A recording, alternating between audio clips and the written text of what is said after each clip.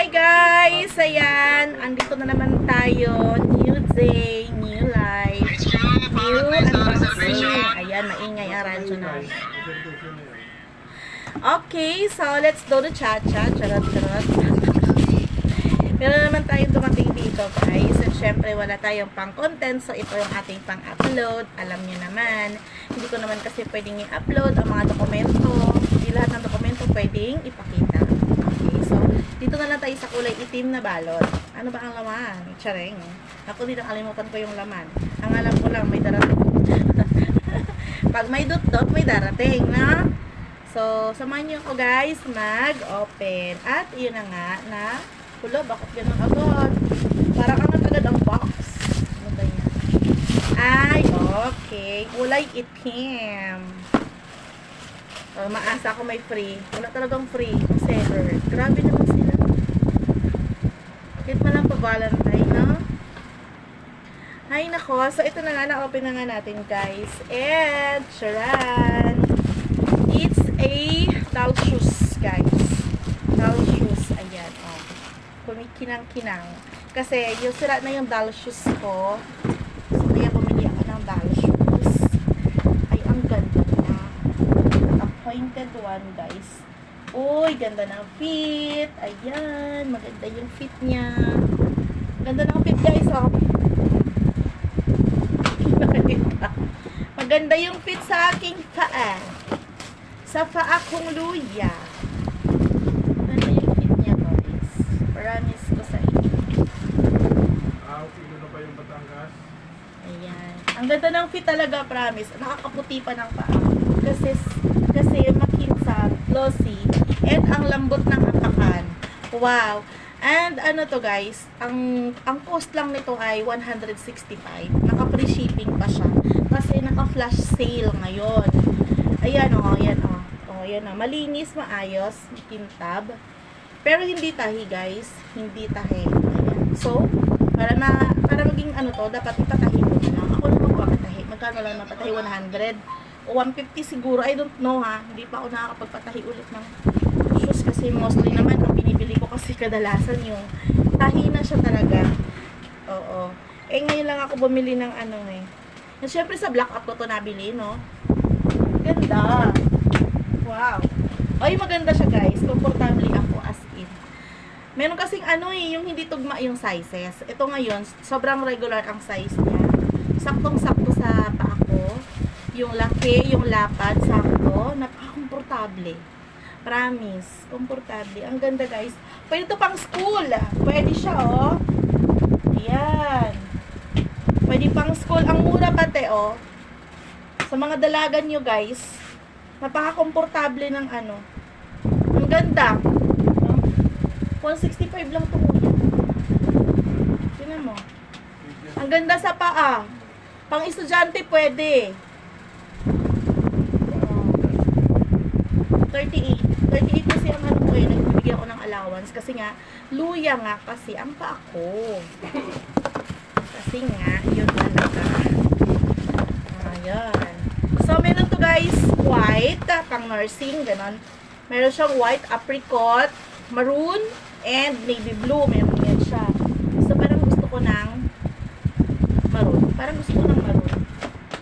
Pang ano lang, di ba pang alis-alis. Mostly kasi, nagbablock ako kapag nag-uniform ako kapag meron akong guest. May personal guest ako. Kasi nagbablock shoes ako kasi bawal kasi ang hindi naka-black shoes. Lalo na kapag mga VIP, foreigner, tapos coordinated sa DOT namin. Ayun. So, kailangan naka-black shoes ka. Black pants and then white polo jacket. Ano yung regular uniform namin. So, ayun guys, nagustuhan ko siya. First time ko to binili na ganito, ano, kasi mostly may binibili akong doll shoes, pero hindi dun sa link na, hindi dyan sa link na i-attach ko dito, kasi. But now, see now, charot. Pero ngayon, ay, ang ganda. Ang sarap talaga nung, ano guys, masarap, pinaka gusto ko sa sapatos, sa doll shoes, sa heels. May heels kasi ako dito, hindi ko nasusuot. Kasi nga naman, mostly naka-rubber ako eh. Ayan. Kadalasan guys, no, at ako talaga, the best na, pinaka-the best sa akin na na komportable ako sa sapatos is yung apakan. Which is ito, it fits me well. Ang lambot ng apakan niya. Ayan. Ayan. Malambot ang apakan. So, tsaka tahi guys, ang apakan niya. Ayan, tahi. Nakikita mo. Oh, sa halagang 165, ayaw ka pa. Diba? Tapos, adjust ka na lang sa pagpapatahi. Ikaw na magpapatahi para tumabay-tibay. Diba? Para magtibay-tibay naman ang iyong pagsuot nito. Lalo na kapag minsan umuulan, ganyan, diba? So, ang ganda.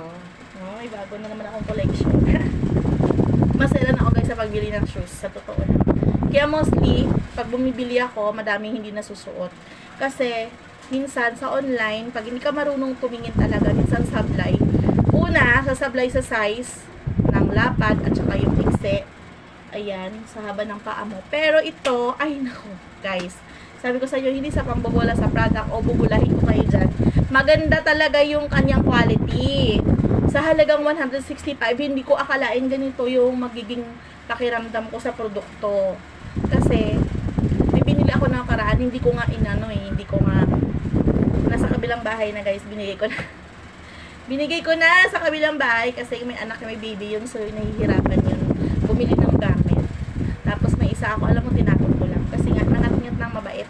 Hindi ko nasuot kasi, luya nga kasi ang pa ako. Masikip. And then yung mga anak ko guys, hindi kami same ng size. Ang nanay ko, hindi rin kami same ng size. Wala akong kasing size. Ako lang talaga nag-iisa sa buhay. Kaya swerte nga po ang kapitbahay ko. Ilan yung shoes na binili ko, yung Vans, yung isang rubber ko na red, then yung mga rabas ko, parang 3 beses ko lang sinuot yun. Hindi ko na nasusuot ngayon. Kasi nga, di ba, binigyan ako ni Sir Admin ng shoes. Siyempre, yun ang priority ko. Tapos, umili din ako sa New World. Sa New Balance ba yun? New World, New Balance. Umili din ako sa yun. Yun ang ginagamit ko talaga pang araw-araw. Naka-rubber ako kasi mabilisan, pila-pila, yung sasakay ka, magta-travel ka. Yun kasi mabilis na gamitin. Sobrang komportable ako doon.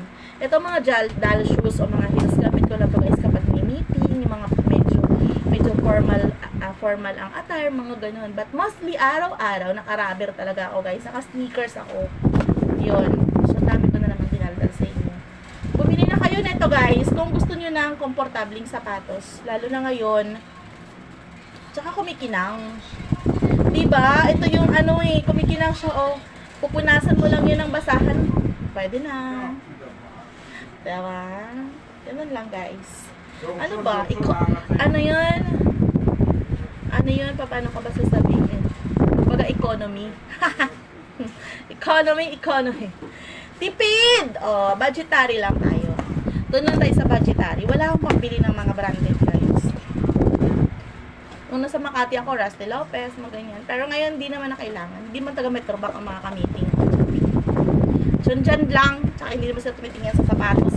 Tumingin sila bahala. So, tumingin dyan. Sabihin ko naman. Sa TikTok ko po binili yan. 165 lang yan. Bakit hindi ko aaminin? Diba? Tunto-tunto mo eh. Yung tunto-tunto naman kahit sa TikTok ko lang. Kahit hindi branded. Kahit sa branded. Mahal-mahal ang branded eh. Same lang naman ang quality. Diba? Ganto. Promise ko kayo sa inyo maganda. Inilalagay ko yung link dyan sa ating video, attach dyan sa ating upload. Kaya naman mag-check out na kayo. Ayan. Benta ko yung plastic. Lalayas na yung plastic na yan. Pick upin nyo na yung naka-plastic ha. Para may pera na ako. So, ito lang guys ang kanyang box. Hindi nga lang kagara-gara yung box niya. Talagyan mo na lang ng tape. Ikaw na lang or adhesive para magsara siya. Kasi, syempre nga naman, 165 lang. At least, di ba, nag-invest sila sa product, hindi sa box. Kasi itong box na to, lang to, masisira din naman to. Actually, may punit niya, Oo. Siguro sa, nila, pag-packing nila ganyan. May punit na siya. Okay lang. Importante sa akin yung product. Di ba? Yung product talaga yung habol natin. Okay, so that's all for today, guys. Ayan. Mag-check out na kayo sa mga nangangailangan, guys. I-check nyo sa link. May ibang color pa yan. And habulin nyo kasi naka-flash sale siya. Lalo na sa 3.3 Gora. Check out na kayo. Good luck! God bless you all, guys. And take videos, guys, ha. Isa sa tip na bigay ko sa inyo, kapag na dumating sa inyo ang online product, take videos apan na unboxing para may habol kayo sa seller. Okay? Thank you so much. Bye! God bless you all, guys. Happy weekend! Enjoy!